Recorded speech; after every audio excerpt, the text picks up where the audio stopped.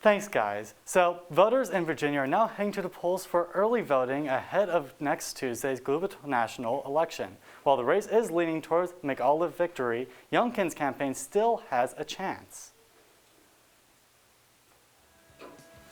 With support from Vice President Kamala Harris to former President Barack Obama, Democratic nominee Terry McAuliffe is attempting a return to office, taking over from fellow Democrat Ralph Northam, who succeeded McAuliffe in 2018.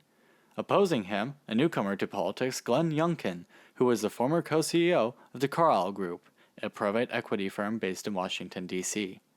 As of this past weekend, McAuliffe is leading in the major polls only slightly, but according to Ballotpedia, has a roughly 70% chance of winning.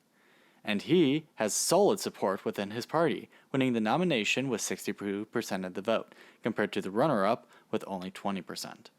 Meanwhile, Youngkin has endorsements from 3 former Republican governors of Virginia, former President Trump, as well as his Vice President Pence, and Senator Ted Cruz of Texas.